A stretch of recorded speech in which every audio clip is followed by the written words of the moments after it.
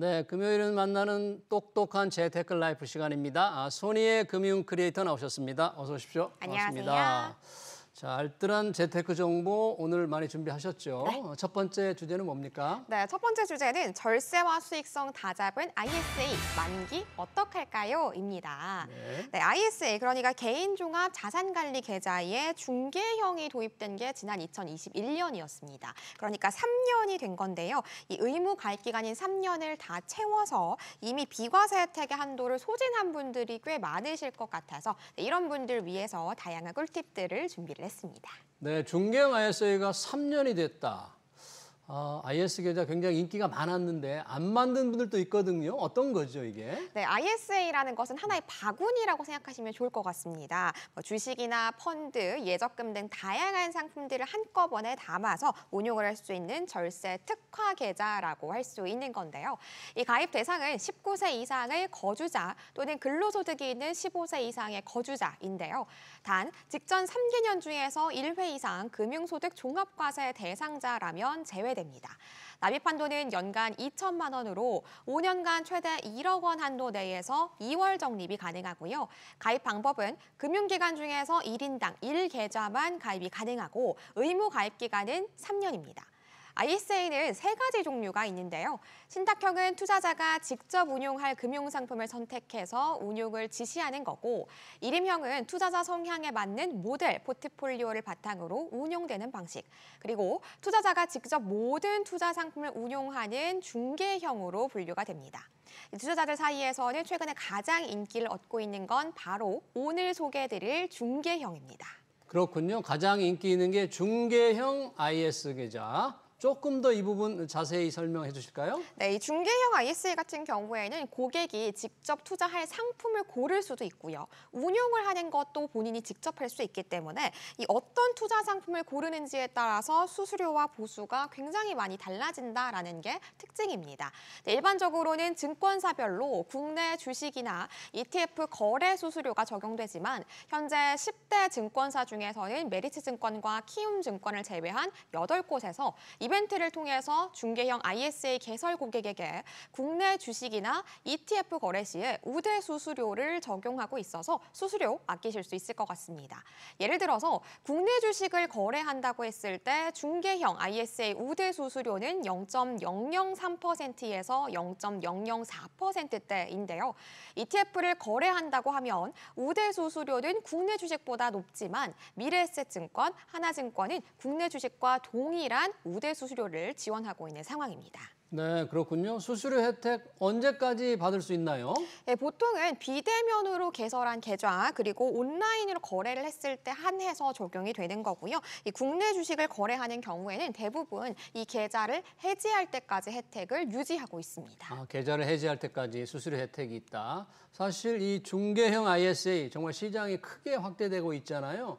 가장 큰 메리트는 절세죠? 절세 혜택. 네, 맞습니다. 네, 심지어 최근에는 이 증권사의 ISA 잔액이 처음으로 은행의 ISA 잔액을 앞지를 정도로 굉장히 인기가 많아졌습니다. 이 ISA의 세제 혜택을 우리가 살펴보면 만기 해지 시에 계좌에서 발생하는 수익과 손실을 통산해서 순이익 200만 원까지는 비과세, 그 초과분은 분리과세 9.9%를 적용합니다. 총 급여 5천만 원 이하 근로자와 종합소득금액 3,800만 원 이하의 사업자와 농어민은 400만 원까지 비과세 혜택을 주고요.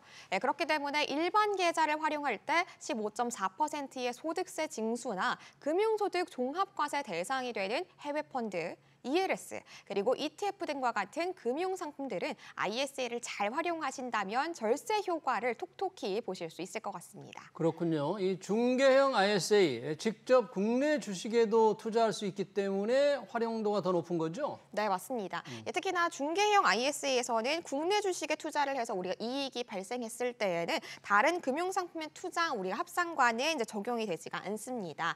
하지만 만일 국내 주식에서 투자 손실 손실이 발생한 경우에는 다른 금융상품의 투자이익과 상계가 되기 때문에 절세에 확실히 도움이 되는 거죠.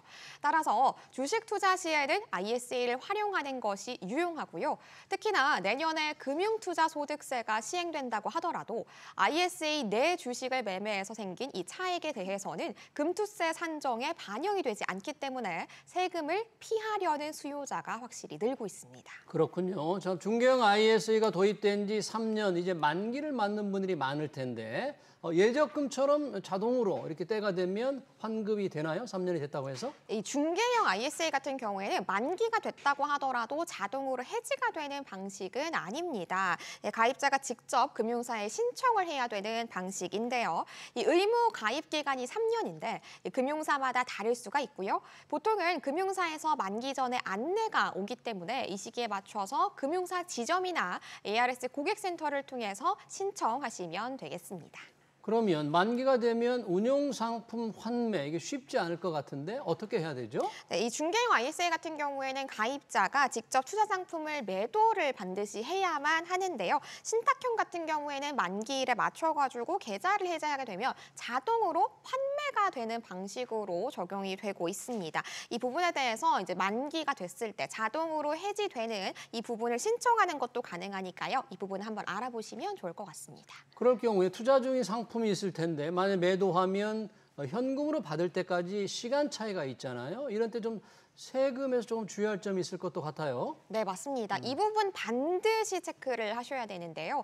ISA 해지나 만기 시점에 주식이나 펀드를 모두 현금화한 이후에 인출을 통해서 이전이 가능합니다. 이 주식의 대체 출고는 불가하고요. 쉽게 말해서 주식은 갖고 있는 모든 종목을 그대로 이전하는 건 안 된다라고 할 수 있겠습니다.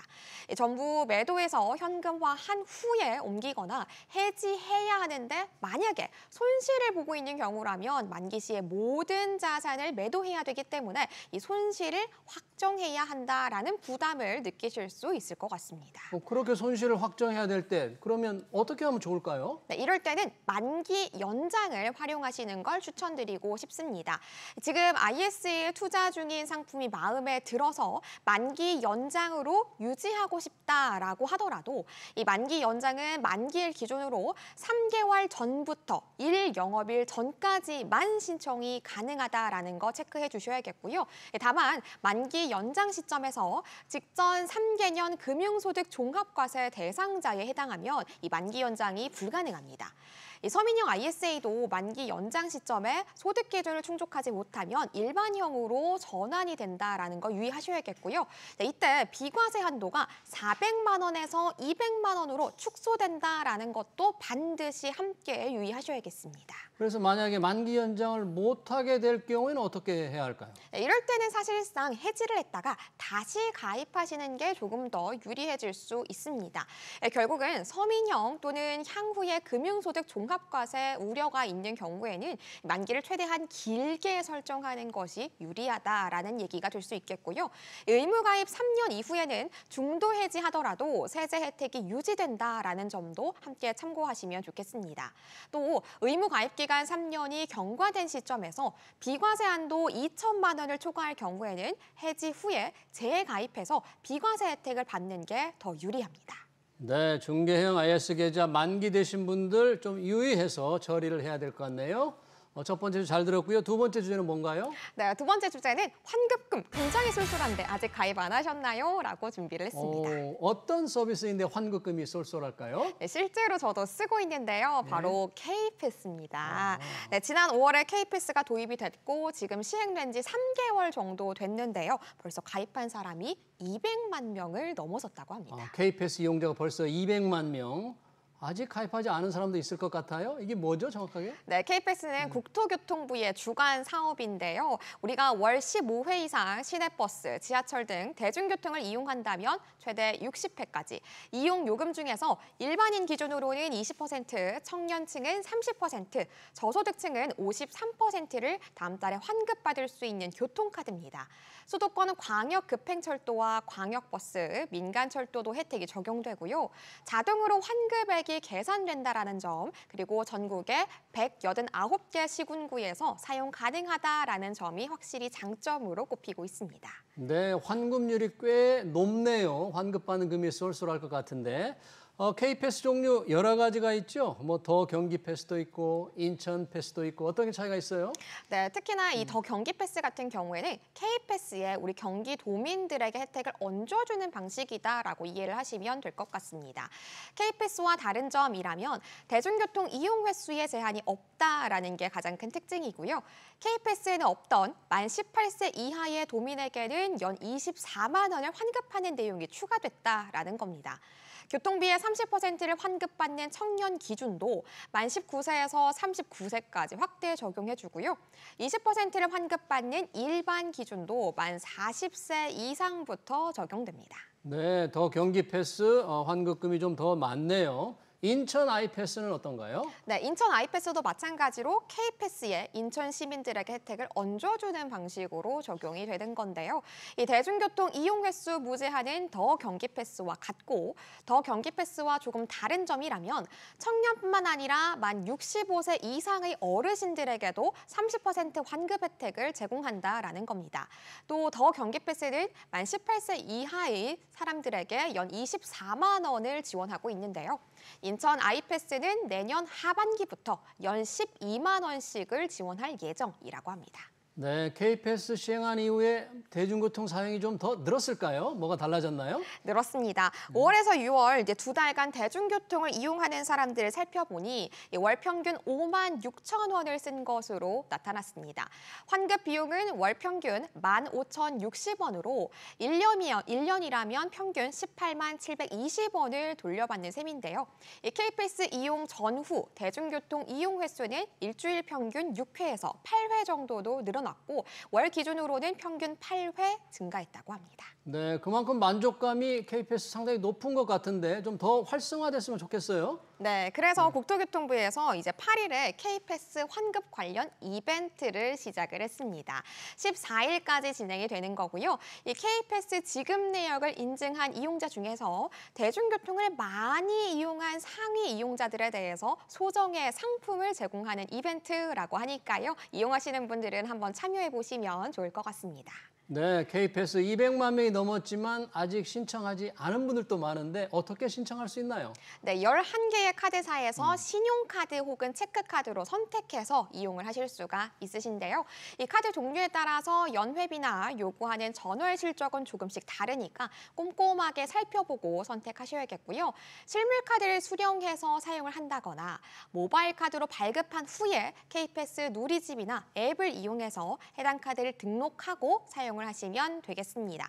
앞서서 설명드린 경기패스와 인천 아이패스는 K패스를 신청하시고 나서 이 주소지 검증을 하도록 돼 있는데요. 검증을 하면 자동으로 혜택이 적용되는 방식입니다. 네, K패스 활성화 방안 잘 들었습니다. 오늘 또 똑똑한 재테크 라이프 손희의 금융 크리에이터였습니다. 고맙습니다. 감사합니다.